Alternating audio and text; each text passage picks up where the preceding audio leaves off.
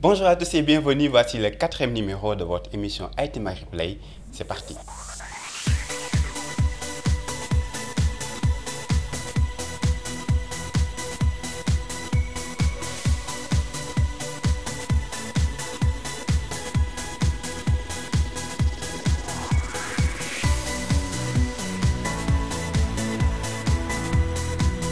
Voilà, comme vous l'avez constaté, nous avons déjà fait 3 numéros et les remontées sont presque unanimes. Et les gens sont intéressés, mais on me dit que oui, c'est un peu long, 15 minutes, est-ce que tu peux diminuer un peu? Bon, j'ai essayé pour le deuxième numéro, je me suis rendu compte que ça a pris plus de temps.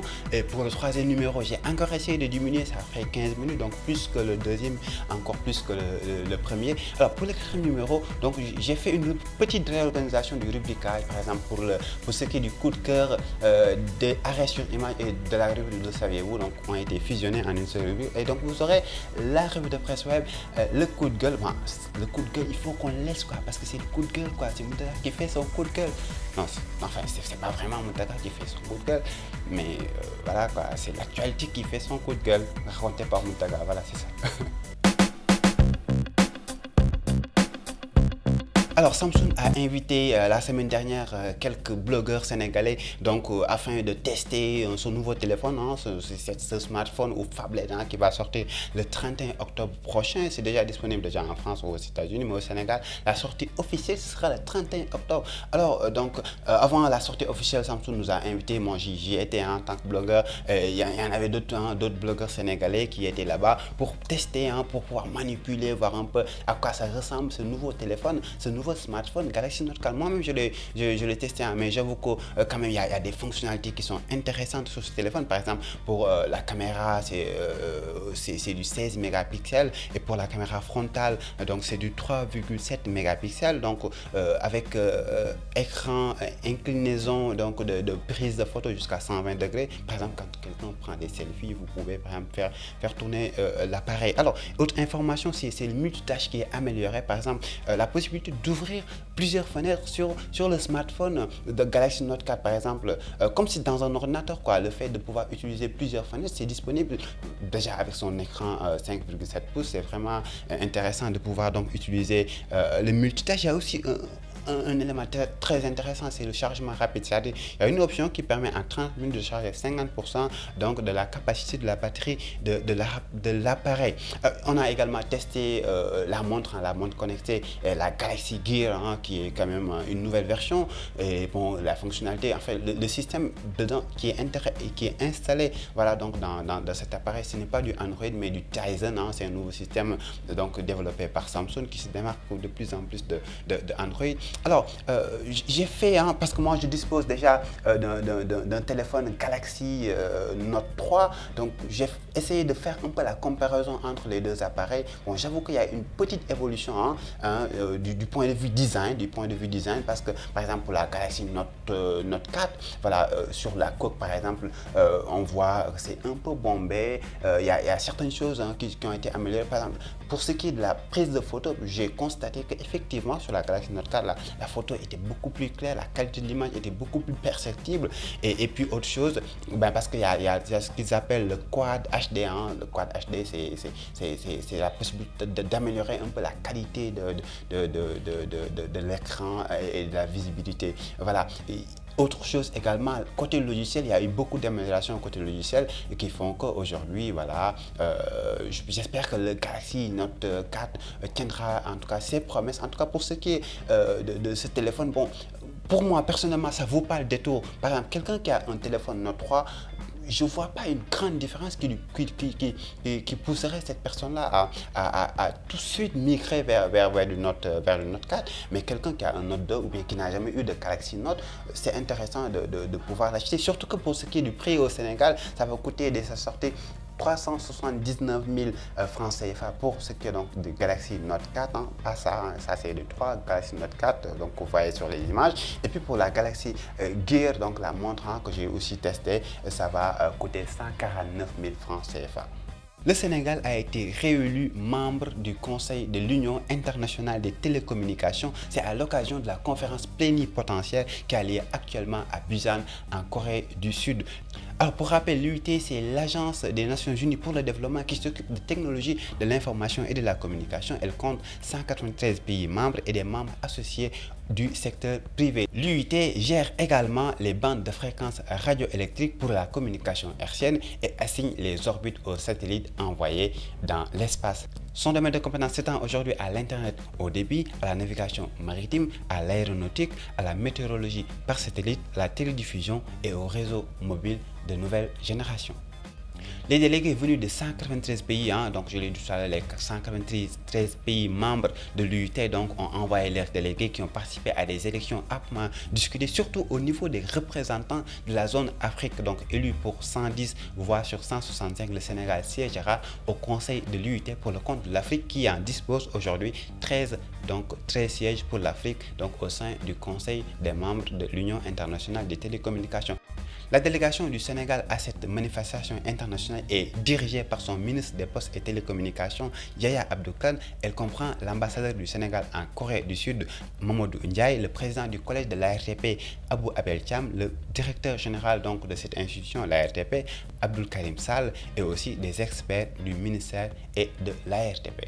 À noter également que l'UIT a élu un Chinois comme nouveau secrétaire général. Alors, puisque c'est une rencontre qui réunit tous les membres donc, de l'UIT tous les 4 ans, donc c'est l'occasion d'élire un nouveau secrétaire général. Je rappelle qu'actuellement, c'est Hamadoun Touré, notre voisin du Mali, qui a dirigé cette institution depuis 2007 et a été réélu en 2010. Il sera remplacé à partir du 1er janvier 2015 par un Chinois qui s'appelle Hulin Zhao. Hulin Zhao, donc, ce sera le prochain secrétaire général de l'UIT.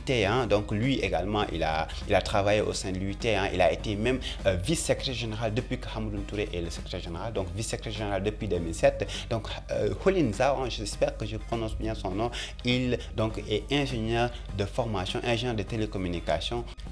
Millicom va lancer Tigo Music dans 5 pays africains. Millicom, je le rappelle, c'est la maison mère de Tigo, l'opérateur Tigo qui est présent dans beaucoup de pays, notamment africains, par exemple le Sénégal, ils sont ici. Alors, Millicom va lancer un service qui s'appelait Tigo Music, qui va permettre aux abonnés de Tigo de pouvoir écouter du streaming musical. Ils sont en partenariat avec Deezer, qui est un service français de streaming musical, qui propose la musique sur le mobile, sur Internet, à travers son ordinateur. Alors, un partenariat qui va permettre à Tigo de lancer ce service d'abord au Ghana, le Ghana qui sera le premier pays à être servi vers la fin de l'année. Ensuite, il y aura le Tchad, la RD Congo, le Rwanda et la Tanzanie. Bon, pour le moment, le Sénégal n'est pas cité dans le communiqué de Millicom. Peut-être que ce sera au début 2015, vers la mi-2015. En tout cas, il faut souligner que le service, cette plateforme a été développée, donc je l'ai dit, en partenariat avec Deezer, qui permet d'accéder à 30 millions de titres. Qu'est-ce que ça fait? C'est-à-dire, aujourd'hui, quelqu'un qui a son téléphone qui dit « Ouais, moi, je peux mettre, par exemple, sur ma carte mémoire de la musique, qu'est-ce que j'ai à faire de ce service ?» Alors, le streaming musical permet, par exemple, d'accéder à des titres qui viennent juste de sortir. Je donne un exemple. Déjà, il faut noter que Deezer, c'est 30 millions de titres. Donc 30 millions de titres, vous ne pouvez pas les stocker dans votre téléphone, ou bien ça va être très difficile, il faut beaucoup d'espace. Alors, par exemple, Wally Seck au Sénégal qui vient de sortir un single, Santiala, ou bien Pape Diouf qui a sorti un nouvel album qui s'appelle Rakadjo. Tout de suite, dès la sortie de cet album, vous pouvez en disposer sur Deezer. Alors, un partenariat entre Tigo et Deezer permettra, par exemple, aux abonnés de Tigo de pouvoir disposer de ce son sur leur téléphone. Mais aussi, il faut noter que Orange est déjà aussi en partenariat avec Deezer et qui propose aussi ce service de streaming musical.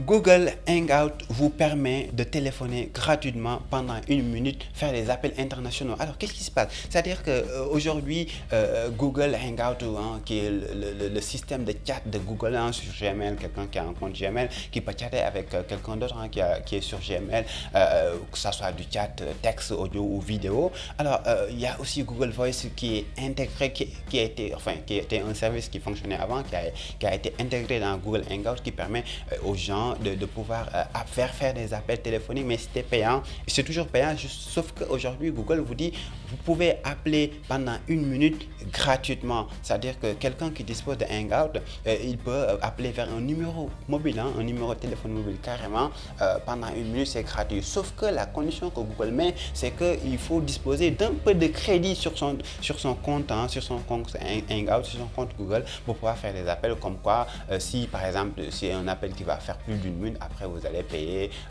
la différence. Sauf que ce qu'il faut également noter, c'est que c'est un service qui fonctionne déjà chez Skype, hein, avec ce qu'on appelle Skype Out, ou bien chez Viber avec le Viber Out, donc qui fonctionnait aussi chez Android et c'était carrément payant. Aujourd'hui, avec cette nouvelle fonctionnalité, ce sera une façon pour Google de dire aux gens, venez tester mon service, je vous donne 1 minute gratuitement et après vous allez faire la différence. Google a lancé pour le moment ce service dans 25 pays, hein, Australie, Belgique, Brésil, Canada, Chine, République dominicaine, France, Allemagne, Angleterre, etc. Donc 25 pays, vous aurez la liste, hein, vous aurez la liste sur le lien, un article publié par The Next Web.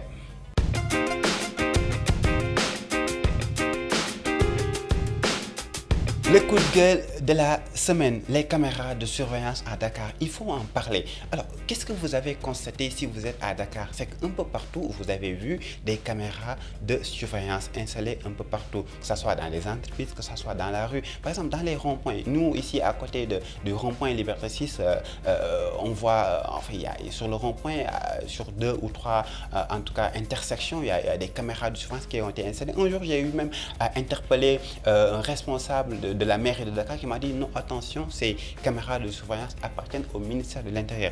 D'accord, qu'est-ce qu'ils vont faire avec ces caméras? Peut-être c'est pour des raisons de sécurité, mais attention, il y a une chose, au-delà de ces caméras de surveillance dans la rue, on voit même dans des entreprises privées des caméras de surveillance qui sont installées un peu partout, même dans les maisons. Peut-être pour prévenir le vol, vous pouvez mettre des caméras. Je donne un exemple. Sur les bus Dakar Dem Dikk, si vous empruntez souvent les bus Dakar Dem Dikk, vous voyez d'abord un texte qui dit ce bus est équipé d'un système de vidéosurveillance. Cela veut dire quoi? Cela veut dire que vous pouvez mettre un système de vidéosurveillance, donc des caméras de surveillance dans votre immeuble, chez vous, dans votre bureau, que ce soit dans la rue, mais il faut vraiment inviter les gens, il faut informer les gens justement, leur dire que vous êtes en train d'être filmé, parce que quand même il y a la protection des données, c'est-à-dire que votre image, elle vous appartient, on ne peut pas vous filmer à votre insu et puis cette image là, elle va certainement être utilisée à d'autres fins, on ne sait pas. C'est vrai, il y a la protection, donc les entreprises qui veulent se protéger de vol, d'intrusion, etc. Les autorités étatiques, le ministère de l'Intérieur qui met des caméras de surveillance un peu partout pour un peu voir ce qui se passe dans la circulation. Tout ça, c'est intéressant, c'est important, mais quand même, il y a le respect de la vie privée. Les gens ont leur image à préserver et la CDP va donc invite les entreprises, surtout les entreprises et même les institutions publiques, hein, à venir vers elles pour dire oui, nous avons un système de vidéosurveillance. Nous faisons la déclaration et puis nous allons informer les gens que nous les filmons. Ce serait bien pour que tout le monde soit au même niveau d'information et c'est important.